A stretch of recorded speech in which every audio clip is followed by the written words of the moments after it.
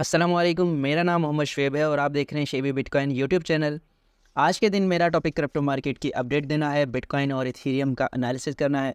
उसके अलावा मार्केट की रैंडम न्यूज़ आपसे शेयर करूंगा और जो क्रिप्टो प्रोजेक्ट स्ट्रॉन्ग परफॉर्म कर रहे हैं उनको भी डिस्कस करेंगे। सबसे पहले यहाँ पर बीटीसी का चार्ट मेरे पास ओपन है और कल के दिन ये ड्राइंग जो है मैंने ड्रॉ की थी और मैंने आपसे कहा था 29,700 से लेकर 30,000 का एरिया बहुत ज़्यादा इम्पॉर्टेंट है और यहाँ पर जो है बिटकॉइन रिजेक्ट हो सकता है। तो कल के दिन ऐसा ही हुआ और बीटीसी ने अपनी डेली क्लोजिंग 29,735 से नीचे की और उसके बाद एक लंबी सी वीक की आपको बनती हुई नज़र आ रही है और जो हमने एरिया ड्रॉ किया था उससे नीचे ही बीटीसी की क्लोजिंग हुई है। और डाउन साइड पर जो सपोर्ट जोन मैंने आपसे कहा था वो 28,000 का एरिया था।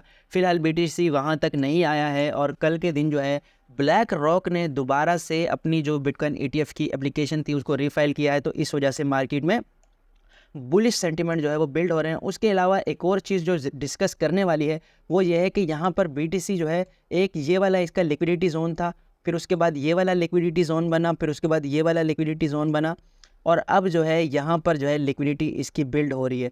तो बिटकॉइन ने अभी तक किसी भी लिक्विडिटी जोन को डाउन साइड पर स्वैप नहीं किया, तो ये बीटीसी के लिए काफ़ी ज़्यादा इंपॉर्टेंट रह सकता है। यहाँ पर देखें तो 4 आवर से डेली के टाइम फ्रेम में आपको आरएसआई 70 के करीब नज़र आ रही है और यहाँ पर वीकली टाइम फ्रेम में आपको 60 के करीब नज़र आ रही है। अगर बीटीसी यहाँ से 6 से 7% मज़ीद पंप करता है और वॉल्यूम अच्छा खासा आता है और एकदम पंप करेगा तो यहाँ पर वीकली टाइम फ्रेम में भी हमें आरएसआई जो है वो 70 के करीब नज़र आएगी और ये स्ट्रॉन्ग ओवरबॉट जोन होगा।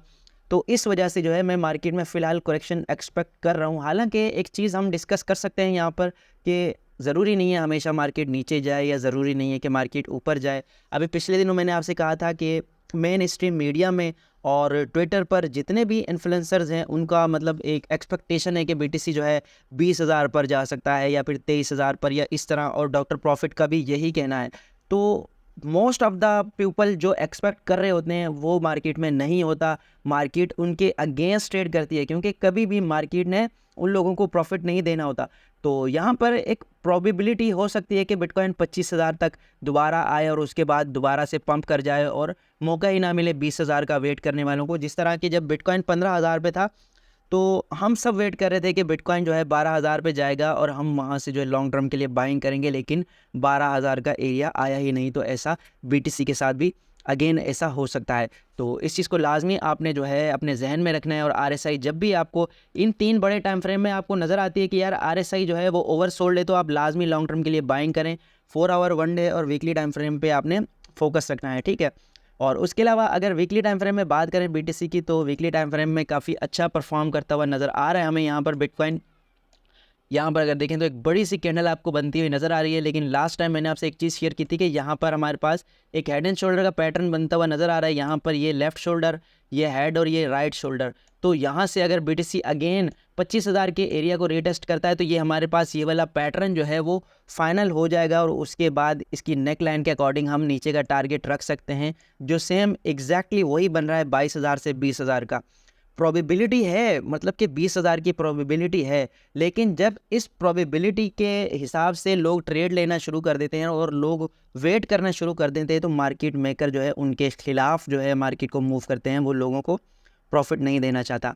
और इथेरियम के बारे में बात करें तो इथेरियम जो है पंप कर रहा है अपनी जो ये वाली ट्रेंड लाइन है, ये मैं आपसे कई दिन से डिस्कस कर रहा हूँ, इसको रिटेस्ट कर रहा है। कल के दिन भी इसमें पंप आया बिटकॉइन के पंप की वजह से और उसके बाद अगेन ये भी बीटीसी की तरह ही प्रेशर में जा रहा है। और बिटकॉइन डोमिनेंस की बात करें तो आज के दिन तकरीबन 6-7 दिन बाद बिटकॉइन की डोमिनेंस जो है वो थोड़ा प्रेशर में नज़र आ रही है, तो इसकी वजह से अल्टकॉइन को थोड़ा बहुत रिलीफ मिल सकता है।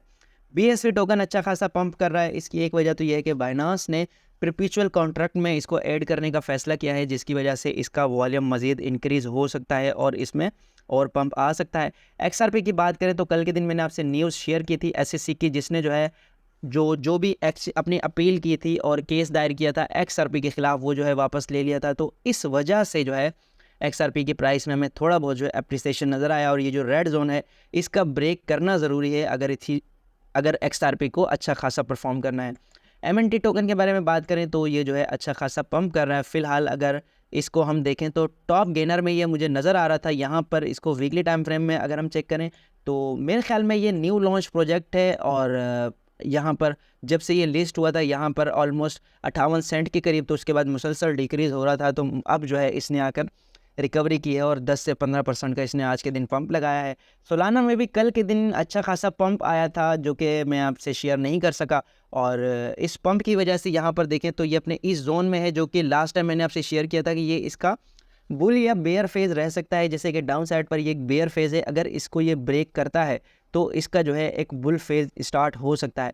तो यहाँ पर ये एक सिमेट्रिकल ट्रायंगल में ड्रॉ हो रहा था, तो यहाँ से जो है इसने ब्रेकआउट ले लिया है अप साइड पर। और दो सिनेरियोज अभी हो सकते हैं। एक तो ये सिनेरियो हो सकता है कि फ़िलहाल RSI के अकॉर्डिंग ये ओवरबॉट की कंडीशन में है, तो यहाँ से ये दोबारा से जो है करेक्शन लेगा, इस ट्रेंड लाइन को रिटेस्ट कर सकता है, या प्रीवियस किसी भी सपोर्ट से इसको बाउंस मिल सकता है और उसके बाद इसको ब्रेकआउट मिल सकता है। इसका अगर यहाँ से ब्रेकआउट हो जाता है तो फिर नेक्स्ट जो इसका जोन होगा वो मोस्ट प्रोबेबली ये वाला जोन हो सकता है $46 से $50 का, और ऑलमोस्ट 100% का ये प्रॉफिट बनता है। तो यहाँ पर अगर आपको यहाँ से ब्रेकआउट मिलता है तो फिर आप उम्मीद रख सकते हैं कि सोलाना जो है वो एज अ स्विंग ट्रेड तकरीबन जो है 2-4 हफ्तों में या 1-2 महीने में अपना ये वाला $50 का टारगेट अचीव कर सकता है। और उसके अलावा यहाँ पर जो है ग्लास नोड के वाले से बात करें कि फंडिंग रेट क्या है और इंटरेस्ट रेट क्या है, तो यहाँ पर ओपन इंटरेस्ट मुसलसल डाउन साइड पर जा रहा है। इसका ये मतलब हो सकता है कि यहाँ पर जो है फ़िलहाल ट्रेडर जो है अपनी ट्रेडिंग पोजीशंस जो हैं उन्होंने फ़िलहाल आउट हो गए हैं, अपनी पोजीशंस उन्होंने क्लोज़ कर ली हैं, और यहाँ पर फ़िलहाल वो मार्केट की डायरेक्शन का वेट करेंगे। मार्केट या तो अप साइड पर ब्रेकआउट करती है 31,000 से ऊपर, या फिर यहाँ से डाउन साइड पर जाती है 28,000 के करीब। तो 28,000 से अगेन यहाँ पर आपको ओपन इंटरेस्ट इंक्रीज़ होता हुआ नज़र आएगा, या फिर अगर 31,000 के एरिया तक जाती है तो फिर आपको ओपन इंटरेस्ट दोबारा से इंक्रीज़ होता हुआ नज़र आएगा। और फिर उसकी वजह ये होगी कि ऊपर लोग शॉर्ट करेंगे और 28,000 के करीब लोग लॉन्ग कर सकते हैं, क्योंकि यहाँ पर स्ट्रॉन्ग सपोर्ट है। और उसके अलावा लिक्विडेशंस की बात करें तो यहाँ पर लिक्विडेशंस इतनी ज़्यादा हमें जो है फ़िलहाल नज़र नहीं आ रही हैं, और मार्केट में क्योंकि वॉल्यूम फ़िलहाल इतना ज़्यादा नहीं आ रहा, स्पॉट में लोग ज़्यादा बाइंग कर रहे हैं, तो इस वजह से लिक्विडेशन कल के दिन जो हुई थी वो ऑलमोस्ट हुई थी $27 मिलियन के करीब। उससे ज़्यादा लिक्विडेशन यहाँ पर नहीं हुई है। जो अप साइड पर आपको लंबी सी विक नज़र आ रही है ये यहाँ पर ट्रैप किया गया था।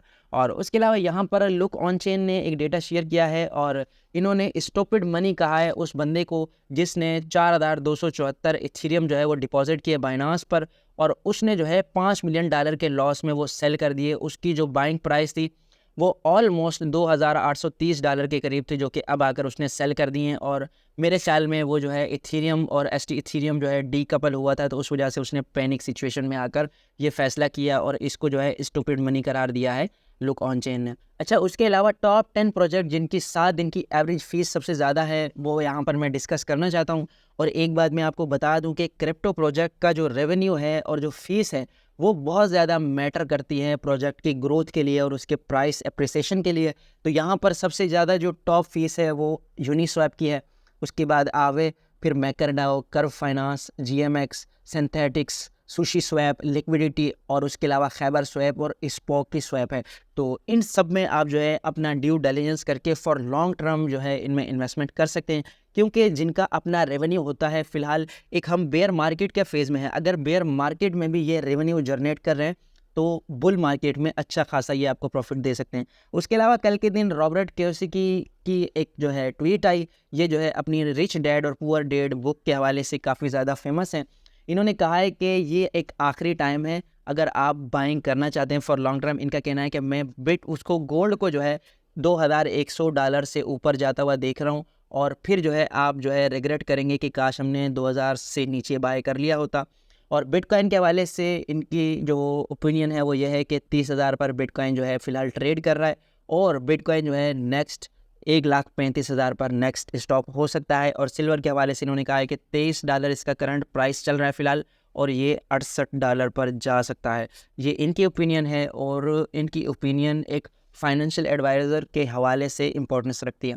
और उसके अलावा लास्ट में डॉक्टर प्रॉफिट की बात करें तो डॉक्टर प्रॉफिट का एक जो ओपिनियन है मैं बहुत अरसे से आपसे शेयर करता आ रहा हूँ। इनका ओपिनियन यही है फ़िलहाल कि इनका जो अगर बिटकॉइन जो है 31,000 पे जाएगा तो इन्होंने कहा है कि मैं अगेन एक शॉर्ट की एंट्री लूँगा, और इनका कहना है कि मेरा टारगेट जो है बिग पिक्चर का वो 20,000 से 23,000 है। तो आपने जो है मेरी अपडेट के साथ साथ अपना ड्यू डिलिजेंस लाजमी करना है, क्योंकि मैं आपका फाइनेंशियल एडवाइज़र नहीं हूँ। तो ये थी आज की वीडियो। उम्मीद है कि आज की वीडियो भी आपके लिए इन्फॉर्मेटिव रही होगी। मिलते हैं अपनी नेक्स्ट वीडियो में। अल्लाह हाफिज़।